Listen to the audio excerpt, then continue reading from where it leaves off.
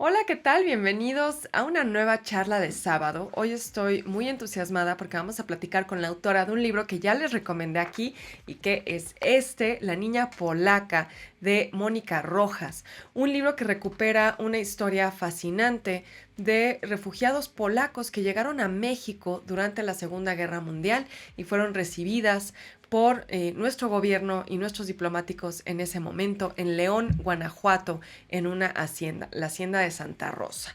Esta es una novela que ya les recomendé en el espacio de los martes, seguramente lo recordarán. Y bueno, ahora vamos a tener la gran oportunidad de platicar con Mónica Rojas para que nos cuente todo sobre este libro que publica en el sello Grijalbo aquí en México. Y bueno, también tengo que decirles que esta es una charla grabada debido a las diferencias de horario con la autora. Era un poco difícil hacerlo en nuestro horario en vivo, así que bueno, no voy a poder leer sus preguntas y sus comentarios en vivo, pero por favor déjenlos aquí abajo en los comentarios y ya les iremos respondiendo en los próximos días. Les voy a contar rápidamente quién es Mónica. Ella, bueno, además de ser poblana, es escritora y embajadora de la organización Save the Children en México. Trabajó como periodista en Puebla, donde nació. Tiene una maestría en literatura española e hispanoamericana por la Universidad de Barcelona y es candidata a doctora en literatura hispanoamericana por la Universidad de Zúrich. Como activista por los derechos de la infancia, ha publicado libros para niños sobre migración, integración y la importancia del acceso a una educación de calidad, entre ellos El niño que tocó las estrellas y Eglantin Jeb, una vida dedicada a la niñez, que fue presentado en Naciones Unidas y ha sido traducido a más de 10 idiomas. Fue finalista del cuarto premio Auguste Dupin de novela negra en España con su novela Lobo, que espero muy pronto poder leer, y sus cuentos han ganado varios premios y han sido publicados en México, España y Suiza. Así que bueno, ya sin más, vamos a saludar a Mónica, que me da mucho gusto recibirla aquí con nosotros el día de hoy. Mónica, bienvenida a este espacio. Nos da mucho gusto recibirte. Nos encantó tu novela, La niña polaca. La verdad es que tengo que decirte que es un episodio de la historia de México. Exacto. Es un episodio de la historia de México que tengo que decirte que yo como historiadora, y esto me sorprendió mucho, conocí muy recientemente, o sea, el año pasado que la Embajada de Polonia en México hizo una exposición aquí, fue cuando yo me enteré de esto. Y me pareció, pues francamente, penosísimo que no conozcamos más sobre esta historia. Entonces, bueno, quisiera pues, que primero nos cuentes un poco de qué fue lo que sucedió, ¿no? Este episodio histórico en el que está inspirada tu novela y que nos cuentes también un poco, pues, cómo fue que a ti se te fue ocurriendo que esto podía convertirse en un libro. Bueno, primero muchas gracias por la entrevista, por el espacio. La verdad es que igual a mí me sorprendió muchísimo. Yo me encontré con esta historia y aunque suena cliché, la historia fue la que de alguna manera me estuvo buscando a mí, así lo siento, porque bueno, pues fui a un viaje a León, Guanajuato y de pura coincidencia, de verdad, pues me encuentro con esta historia a través de la voz de una mujer de 92 años. Esto Ujú. ocurrió hace unos 7 años, que me cuenta un poco acerca de este episodio de la historia, como bien lo dices, tan desconocido. Entonces, bueno, pues me fui a dar la tarea de empezar a colectar testimonios, información al respecto. Y desde León a Varsovia, pues estuve cazando estos testimonios, no únicamente de las personas que pasaron 2 años o 3 en Santa Rosa, sino también de las personas que, bueno, pues se fueron después de haber salido de los Gulag a otros lugares. Entonces, la verdad es que sí me sorprendió mucho que no fuera tan conocido este episodio. Y bueno, pues justo es el objetivo de La niña polaca, contar esta historia a través de la figura de una niña y bueno, pues al mismo tiempo dar un homenaje a todas las personas que fallecieron en Siberia y a los que salieron también con tantas cicatrices.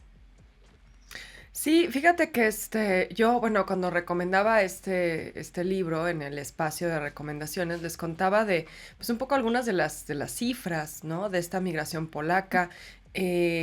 antes de esta entrevista también volví a revisarlas y me sorprendió mucho ver que nacieron 64 niños aquí como resultado de esta migración y bueno, de la manera en la que recibieron los mexicanos a estos refugiados. Ahora, hay que decir que bueno, en principio me parece que contar la historia a través de una niña es también algo que hace que el libro sea, por un lado, entrañable y por otro lado también como muy emotivo, ¿no? Por eso recordaba esta cifra de los niños.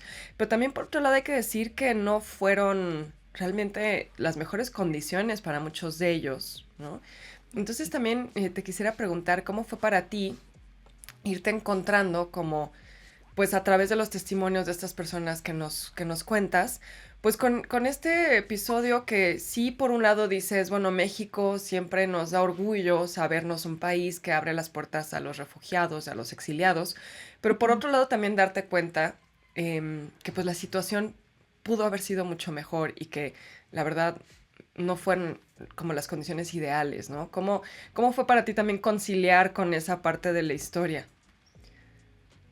Sí, bueno, la verdad es que yo intenté que el relato estuviera contado desde la voz de las personas que vivieron esa situación. Por supuesto que tomando distancia y siendo mucho más críticos como deberíamos de serlo, nos podemos dar cuenta de que justo como lo mencionas, las condiciones no eran las ideales o las mejores o las más románticas Exacto. posibles, ¿no? Ujú, ujú. Sin embargo, para ellos, digamos que esa situación daba igual.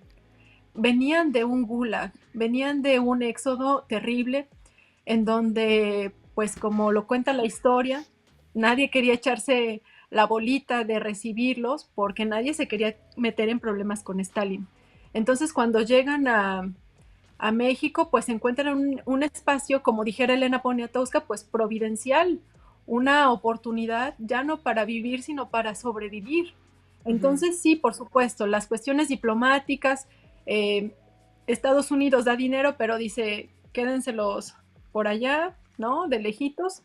Sin embargo, he de decir que a través de los testimonios de ellos me doy cuenta de que pese a todo esto, ellos están muy agradecidos de haber sido por fin recibidos en algún lugar. Sí, fíjate esto que dices de Estados Unidos, se nos olvida que los polacos eran muy discriminados, ¿no? En ese momento en Estados Unidos. Pienso en un tranvía llamado Deseo, ¿no? Ahora se me olvida el nombre del personaje de Marlon Brando. Pero bueno, él era polaco, ¿no? Y hay como algunos momentos en la novela y en la película donde se ve esta discriminación. Entonces, qué interesante que menciones esto también de Estados Unidos, creo que es un matiz importante. Y Mónica, también quisiera preguntarte, ¿por qué crees que este momento o este episodio histórico es tan poco conocido en México? ¿Tú qué te pudiste encontrar pues en tu investigación? Porque sí me parece muy sorprendente esto que te decía, ¿no? Siempre hablamos de que, ay, sí, México recibió a los exiliados, ¿no? De la Guerra Civil Española. Y hablamos incluso también de los refugiados, judíos que vinieron huyendo también de, pues un poco en las mismas circunstancias que estos, polacos. Y sin embargo no se cuenta, no es algo de lo que se hable, no nos lo dicen. ¿Tú qué pudiste encontrar? O cuál es tu intuición de por qué es un momento histórico del que hay muy poca difusión? Bueno, creo que son dos cosas importantes y bueno, seguramente habrá muchas más, pero lo que intenté aquí también reflejar en La Niña Polaca, por un lado, es que el foco histórico, cuando hablamos de Segunda Guerra Mundial, está puesto casi totalmente en Alemania y en los judíos, en el Ujú. Holocausto y en los campos de concentración. Difícilmente se cambia la visión de lo que ocurrió en la Segunda Guerra Mundial del lado soviético porque nos han enseñado, y ahí va la segunda cosa, que bueno, pues los soviéticos fueron los grandes héroes. Ujú. Entonces, bueno, uno no puede dejar de aceptar o reconocer que gracias, entre comillas, a los soviéticos, pues no hubo esta expansión del territorio, de la ocupación de Hitler. Pero muy poco hablamos del costo humano que implicó eso. Entonces, me parece que por ahí está la respuesta, porque quizás, bueno, pues hay similitudes en la personalidad de Hitler y en la personalidad de Stalin en cuanto al poderío, quizás un poco en el discurso este de la raza pura, el superhombre, ¿no? Y en ese sentido, Ujú. pues Polonia, los polacos eran como una afrenta a esa percepción porque pareciera que era una raza impura, ¿no? Y además, bueno, pues echémosle que estaban territorialmente ubicados en el peor Sí, lugar, o sea, Polonia sí, pobres. estaba en medio de pobres.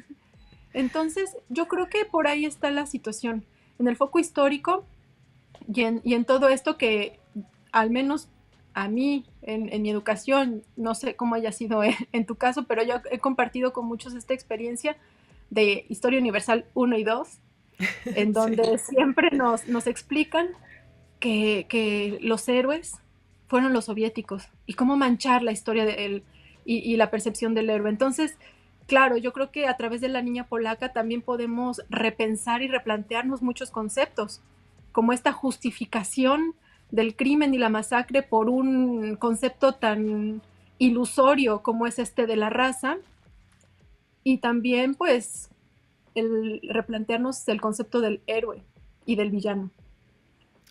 Claro, sí, y fíjate que me parece súper interesante que digas esto de cómo a través de la novela podemos replantearnos estos discursos históricos, porque aquí es algo que he comentado mucho. Yo, bueno, obviamente por ser historiadora de formación, me gusta leer novela histórica, ¿no? Claro. Y de pronto veo que los colegas son como muy, a veces muy críticos de la novela histórica porque dicen, ay, no, es que pues no son historiadores, o de pronto se toman licencias. Perdóname, es que ando agripada. Lolita. O de pronto se toman licencias, ¿no? Se imaginan un montón de cosas.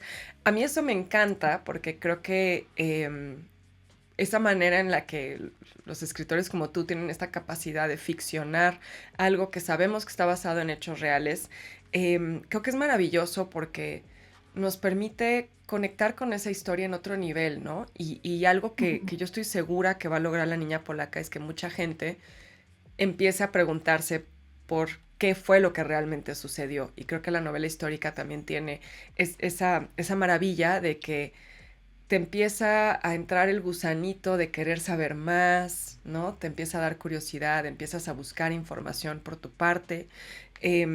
Pero sí te preguntaría cuál sería para ti, siendo escritora y alguien que ve en el mundo de las letras, abordar este tipo de literatura, basándote, como decías, en testimonios, Ujú. eh, y también, pues, cómo ves la aportación que puede hacer esto. Ya nos hablabas de esta capacidad que tiene esta novela de replantearnos o de repensar ese momento, pero también, ¿qué te gustaría a ti, digamos, que detone dentro de los discursos históricos y de la reflexión histórica, pues, esta historia que tú nos compartes?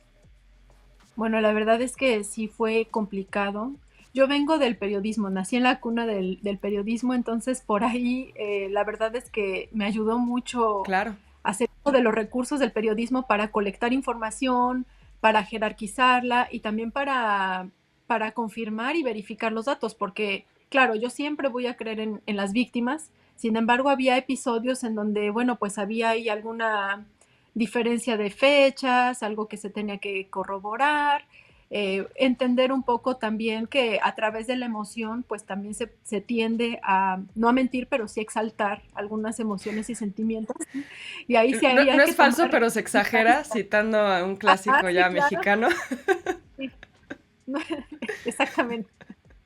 Entonces, bueno, pues intentando ir en contra de esa cosa que puede ser falsa, bueno, porque se exagera, pues ahí se tenía que hacer mucho trabajo de tomar distancia.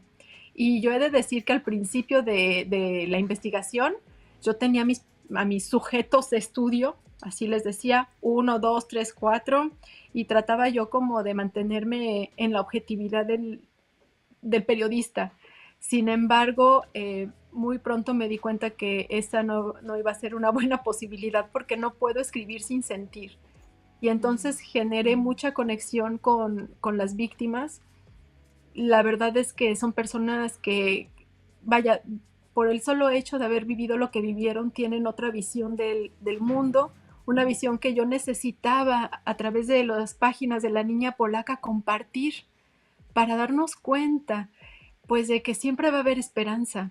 Y en la portada del libro, que además he de decir que es preciosa, Sí. una cosa, es increíble, es muy, muy bonita, pues hay un diente de león, ¿no? Que se hace mucha alegoría al comienzo de la historia, con Ujú. este destino que a veces nosotros pensamos que nos golpea, que nos lastima, que no nos lleva a ningún lado y que nos va haciendo pequeñitos en nuestro espíritu.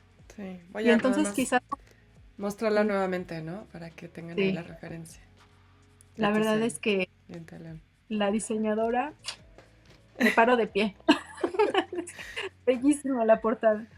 Y bueno, pues una de esas lecciones de la niña polaca, quizás con la que me gustaría que los lectores se quedaran, es, y en las páginas del libro dice, que la esperanza, aunque se vista de luto, sigue siendo esperanza. Ujú. Claro, claro, definitivamente. Mónica, y creo que también valdría la pena abordar esto porque ahorita que mencionabas de, ¿no?, tus sujetos de estudio, los Ujú. testimonios, y también te preguntaría cuál es el reto ahí. Em, Porque, híjole, trabajar con la memoria, y con la oralidad es bien complicado por esto que nos cuentas, ¿no? Que de pronto la gente, pues, claro, recuerda lo que vivió, desde luego, pero lo recuerda quizá en una secuencia un poco distinta, ¿no? Nuestra mente a veces también nos juega trucos o exageras cosas. También me imagino que para quienes vivieron esto como niños, pues la experiencia es muy Total. distinta como adulto, ¿no? Lo que Sí. recuerdas también muchas veces se va a sentir, todo se va a sentir más fuerte, más grande, más abrumador cuando eres un niño, ¿no? Entonces, también te preguntaría cómo fue para ti trabajar eso, como por un lado respetando lo que te están contando y estas anécdotas que deben ser muy personales, también, como dices, siendo crítica de tus fuentes, ¿no? Confirmando todo con ese rigor, que como nos dices, pues a ti te nace del periodismo. Y a la vez, pues sí tener como la libertad de imaginar cosas, de ficcionar, de esto que platicábamos hace un momento, ¿no? Como de tomarte esas licencias. O sea, ¿cómo es eso? Ujú. Como respetar el testimonio original, pero a la vez llevarlo a otro lado. Me imagino que no debe ser Ujú. fácil y que seguramente las personas a quienes entrevistaste también tenían como unas ciertas expectativas de leer el libro y de ver Sí. sus historias contadas, ¿no? Sí, y yo creo que eso es lo fascinante de la literatura y de la ficción, que uno puede tomarse licencias y libertades con mucho respeto, porque a mí me parecía que era necesario contar esta historia desde el respeto, primero a las víctimas y después al pasaje y a la historia per se. Entonces sí fue necesario poner un balance entre estos hechos históricos que también se cuentan, ¿no? Al lector se les da contexto Sí, de lo que ocurrió desde el estalinismo, cómo fueron recibidos en México, digamos, desde arriba, desde la diplomacia, hasta lo que ocurrió, bueno, pues con una familia del campo como es la familia de Anya, que es la protagonista. Yo, por supuesto, no pude meter toda la información y todos los testimonios. Calculo, más o menos, no tengo ahorita el dato, pero fueron unos 100 testimonios los que pude colectar. órale, ok. Entonces, sí, entre algunas anécdotas y algunos guiños, pues pude ir complementando esta historia hecha, yo le llamo así, como de piezas de realidad, ¿no? Es como un Ujú. rompecabezas con piezas de realidad. Y hubo personajes que la verdad me costaron mucho trabajo diseñar, por así llamarlo, como este oso polaco, que es el guardia del campo de trabajo forzado, porque fue un sujeto real. Y al mismo tiempo también me costó mucho trabajo, pero me gustó mucho, por ejemplo, el personaje de Olga, la vieja Olga, que Ujú. cuenta cuentos y poesías a los niños en Siberia, que también es un personaje real. Y a mí me pareció súper, súper importante rescatar esa belleza, ¿no? En un espacio tan trágico y tan doloroso como Claro. es la guerra. La historia ahí está, y la historia nos puede dar mucha información y muchos datos. Y bueno, pues lo que se intentó a través de la niña polaca era poner esos testimonios en sincronía con la historia, ¿no? Y claro, fundamentarlo en hechos reales, pero también usar esta magia y esta belleza que nos da la literatura de ficción, pues para contar a través de los ojos de una niña un episodio como este. Oye, nos dices ahorita 100 testimonios, me parece increíble. Em, ¿Cuánto tiempo te tomó? O sea, porque creo que al principio nos lo narraste así muy rápido, ¿no? No, pues fui a León y me enteré de esto y entonces entrevisté a gente Oh, y escribí. y ya. ¿Cuánto tiempo te toma entrevistar a 100 personas y además corroborar lo que te están diciendo? Y me parece una labor titánica. Ay, mira, me tardé casi 8 años. Ok, Lo digo y wow. suspiro porque casi 8 años haciendo desde las primeras investigaciones y entrevistas, leer mucho, mucho respecto al Gulag. He de reconocer que también, pues es una realidad ajena, muy ajena a nosotros en nuestro país, en México. Y entonces yo no me podía imaginar, por ejemplo, que era trabajar a -40 grados. Vaya, Claro. nunca. Sí, Entonces sí, sí. también hubo mucho de la experiencia sensorial. Ahí me veías en la montaña, acostada en la nieve con ropa de verano para sentir un poquito de estas sensaciones, ¿no? De qué pasa con los dedos, con la nariz, con las orejas. Entonces, la verdad es que no fue un trabajo fácil porque empezaba yo la redacción y me topaba con algo desconocido. Y entonces iba yo a la fuente, a la experiencia, si era necesario así. Me fui a Varsovia a comer pirogis, que es una, como sufro, la sopa, la comida típica, pues para saber de qué estoy Claro. escribiendo, ¿no? Claro, ¿cómo lo describes, no? Claro, o sea, ¿cómo se describe? Vuelvo al tema del clima. Es que cuando en Ujú. México vamos a sentir un -40 Sí, no, no, gracias pues a no, Dios, jamás. ¿no? Entonces sí fue un trabajo súper, súper, digamos, completo respecto a todo lo que englobó trabajar en la historia, ¿no? Desde la parte, digamos, cualitativa hasta la cuantitativa y toda la experiencia que conllevó, ¿no? Entonces sí, o sea, casi 8 años con este proyecto que ya vio la luz. Sí, no, y creo que vio la luz en un momento, o sea, ahora que dices hace 8 años, me parece increíble, bueno, por un lado, pues, felicidades por la labor que hiciste y que al fin ya vio la luz, pero siento que llega en un momento que es súper importante leer estas historias, ¿no? O sea, me parece que, y no sé si quizá se planeó así, como de ya tiene que salir ahorita por esto, pero, o sea, estamos viendo ya no los soviéticos, pero Rusia, ¿no? Invadiendo territorios. Estamos viendo nuevamente imágenes de refugiados, de exilio. Y en realidad llevamos, digo, esto por hablar de una parte del mundo, ¿no? Que refiere directamente a lo que tú cuentas. Pero llevamos también muchos años viendo caravanas migrantes de Centroamérica pasando por México, propios mexicanos, ¿no? Saliendo también estas escenas trágicas como la del tráiler, ¿no? Con los migrantes Ujú. abandonados. Africanos que también están en la frontera de Tijuana tratando de llegar a Estados Unidos. Entonces de pronto se siente como con una vigencia este tipo de historias que, pues por un lado es muy trágico, ¿no? Que tengamos que seguir viendo esto repitiéndose una y otra vez, pero me pregunto si crees que eso también, a ver, como que hay lecciones dentro de esta historia que tú nos cuentas que tendríamos que estar poniendo atención de manera urgente para enfrentar lo que estamos viendo hoy, ¿no? Porque a mí sí me pareció muy impactante leerla mientras en las noticias están sucediendo todas estas cosas y decir, es que estamos en lo mismo, ¿no? O sea, no hemos salido de ahí. Es que la migración ha acompañado a la historia de la humanidad. Claro. Todos de alguna manera u otra somos migrantes y todos somos diferentes.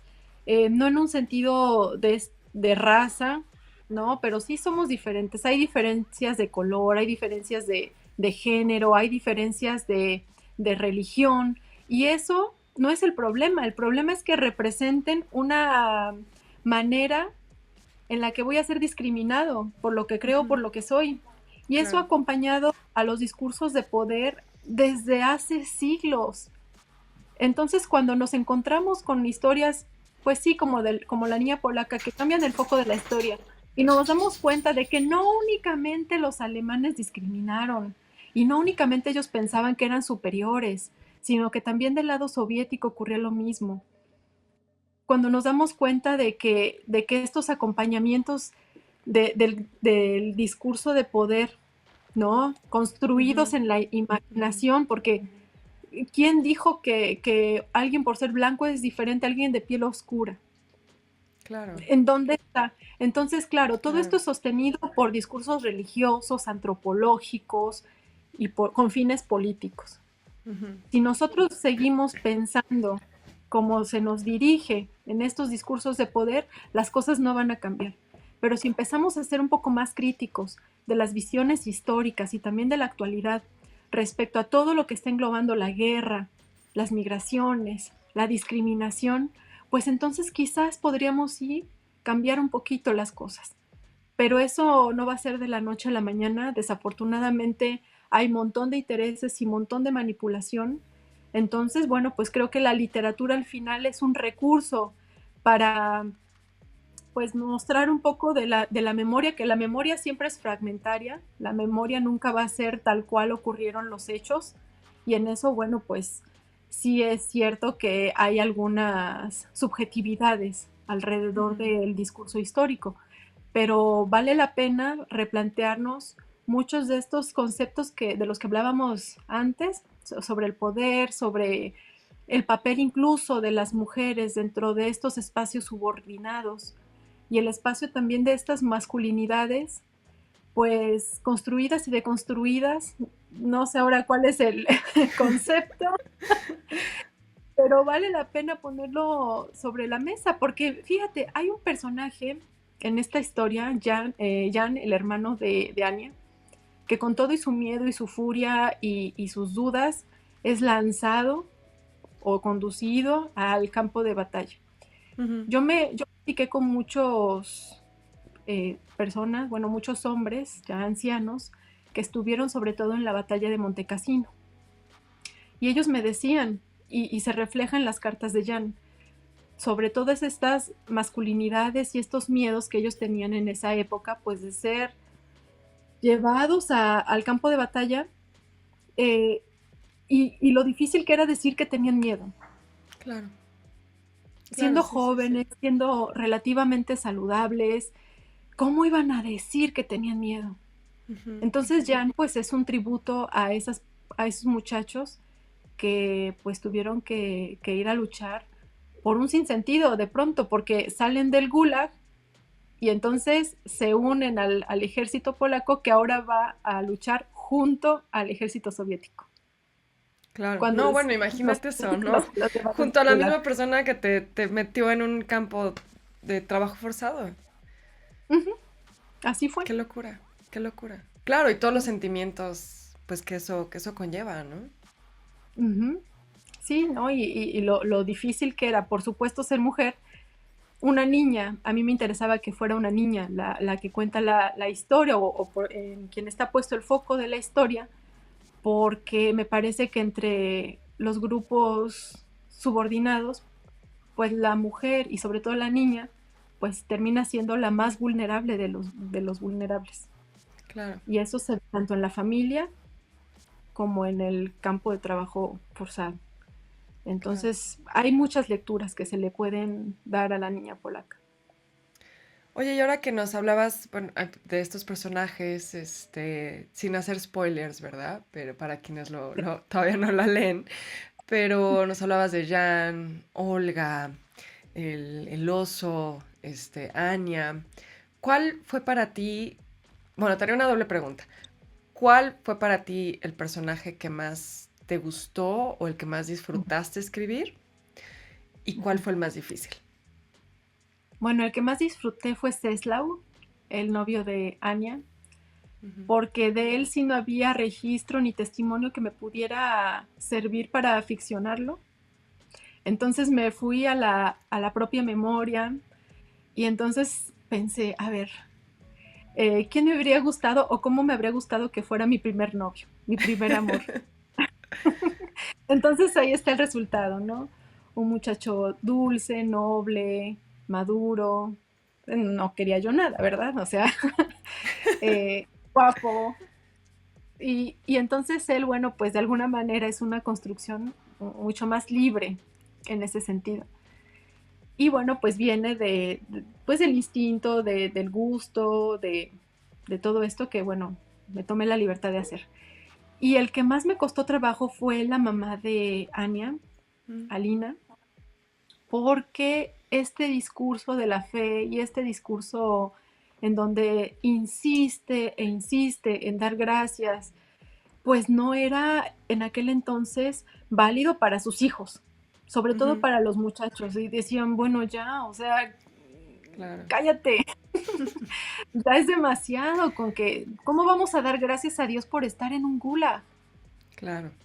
Ujú, ujú, Y me costó mucho trabajo, pero era inevitable, fue algo inevitable de poner en la novela, porque si en algo estuvieron todos los testimonios de verdad en sincronía, fue en el tema de la religión y en el tema de la fe. qué Entonces, interesante. no había manera. Y nada más para entender eso, o sea, de la fe católica, los polacos son muy católicos, o encontraste también algunos personajes de origen judío donde eso era una coincidencia. Sí, también había sobrevivientes de origen judío, Ya, ok. ortodoxo, Ujú, y también católicos. O sea, había ya. las tres religiones en esta Ujú, zona oriental de ujú, Polonia que fue ocupada, y en todos ellos era ese tema. La Virgen Negra de Czerzojova, que es un poco como la Virgen de Guadalupe ajá, en México, pues es digna de mucha devoción y tiene muchos seguidores. Entonces, había algunos testimonios que me relataban que cuando raspaban los árboles en la taiga se encontraban con una imagen de la Virgen Negra y que entonces wow. guardaban el trocito de tronco y sentían que era como su manera de conectar con la espiritualidad y le Ujú, rezaban al trocito de tronco.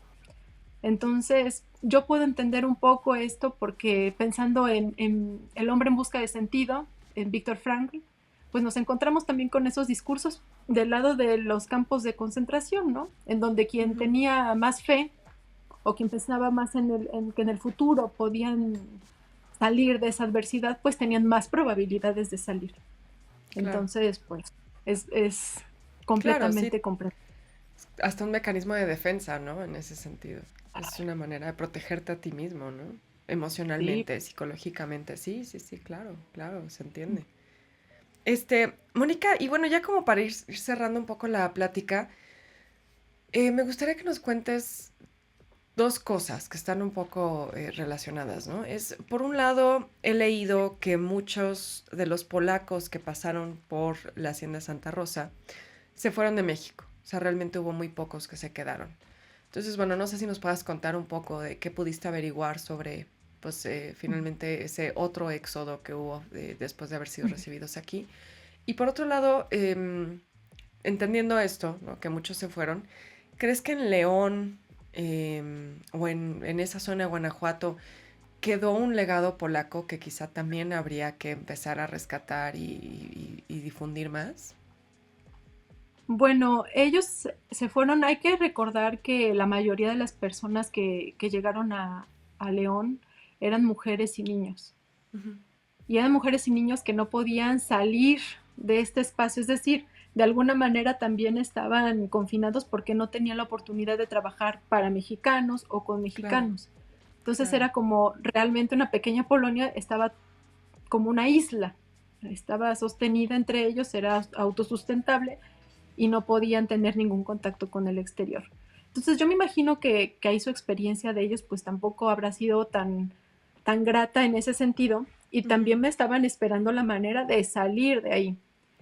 Y por el otro lado, durante la Segunda Guerra Mundial, muchos de los hombres, si no es que la mayoría, o mueren o están en el campo de batalla y los supervivientes tienen oportunidades de reconstruir su vida en países como Estados Unidos o Inglaterra sobre todo.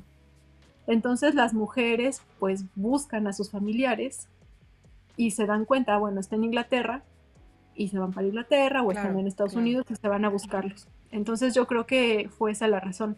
Algunas de las que se quedaron fue porque se casaron con mexicanos, Ujú, que eso es como la manera en la que las migraciones se enlazan, ¿no? O se ujú. asientan. Y muchos de los niños que estaban huérfanos fueron llevados a hospicios en Ciudad de México o también incluso en el sur, en Mérida me parece que hay un espacio en donde fueron llevados para ser adoptados. Ujú. Entonces, esas fueron las razones.